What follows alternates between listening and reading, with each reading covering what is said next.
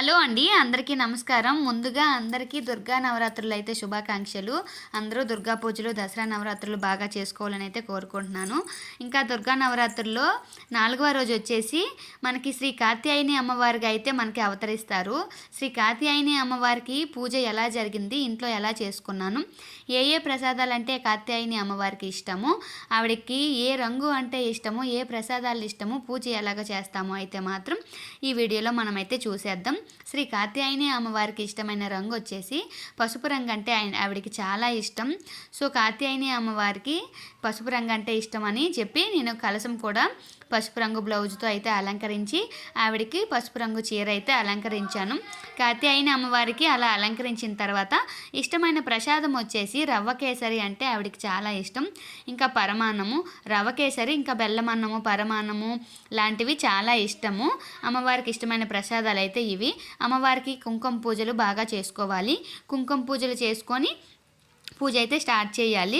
ఇంకా అమ్మవారికి కేసరి నేనైతే మార్నింగ్ లేచి అంతా క్లీన్ చేసుకొని ఇల్లు వాకిలి ఎప్పుడు చేసేదిలాగే రోజు పనే కదా, రోజు ఏమి చెప్తుంది ఏంటి అని అనుకోకండి, రోజు నేను చేసే పనే అయితే చెప్తున్నాను. ఇంకా ఇబ్బంది అయితే ఏం కాదు నాకు ఇంకా లంచ్ కూడా ప్రిపేర్ చేస్తున్నాను. సో లంచ్ అంతా అయిపోయిన తర్వాత నేను పూజ మార్నింగే చేసేస్తాను, ఎందుకంటే మార్నింగ్ 7:30కే క్యారేజ్ అయితే అయిపోవాలి. అందుకని చెప్పి నేను రసము, చిన్నొడియాలు ఉంటాయి కదా, మినపొడియాల కర్రీ, రసము, అన్నం అయితే వచ్చి పెట్టాను. సరే పూజలోకి వెళ్ళిపోదాం. పూజకి ప్రసాదం అయితే నేను రవ్వ కేసరి చేశాను, పరమాన్నం చేశాను. ఇంకా పూజ అయితే ఇలా చేసుకున్నాను. మా ఇంట్లో పూజ అంతా అయిపోయిన తర్వాత కొబ్బరికాయ కొట్టి హారతి అయితే తీసుకున్నాను. అమ్మవారికి ఇష్టమైనవి ఏంటి అనేది నేను షార్ట్లో అయితే చెప్పాను. వీడియో అయితే లేట్ పోస్ట్ అయిపోయింది.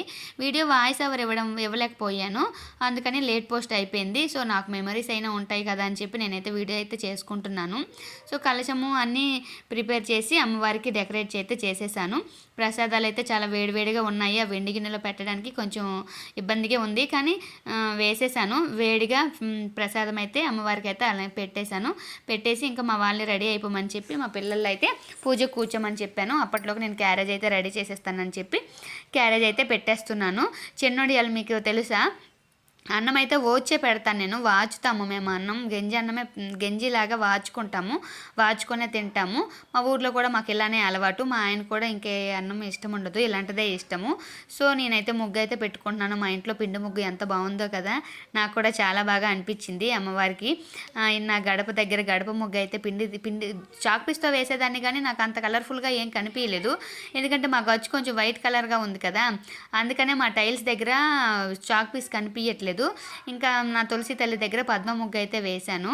నా తులసమ్మ దగ్గర బాల్కనీలో కూడా ముగ్గు పెట్టుకుంటే పిండి దీపాలతో పెట్టుకుంటేనే నాకు చాలా బాగుంది అనిపించింది.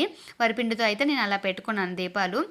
ఇంకా పూజ అంతా అయిపోయింది కదా, మామూలుగా అయితే ఇది ముందే ఎడిట్ చేయాల్సింది, ఎందుకంటే నిన్నటి ప్రసాదాలు ఇవి. నిన్నటి ప్రసాదాలు నేను చెప్పాను కదా ఆల్రెడీ.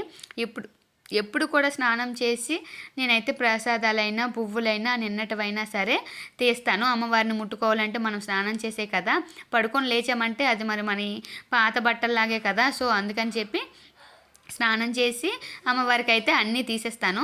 అవన్నీ తీసిన తర్వాత నేను ఈ రోజుకి కావాల్సినవన్నీ డెకరేట్ అయితే చేసుకుంటాను. నా పూజలు అయితే ఎలా అయితే జరిగింది ఈరోజు. నేనైతే ప్రసాదాలు తీసిన తర్వాత ఈరోజు అమ్మవారికి కాత్యాయని అమ్మవారికి ఇష్టమైన ప్రసాదము రవ్వ కేసరి, బెల్లమన్నం, పరమాన్నము అయితే మాత్రం అమ్మవారికి నేను ఈరోజు పెట్టాను.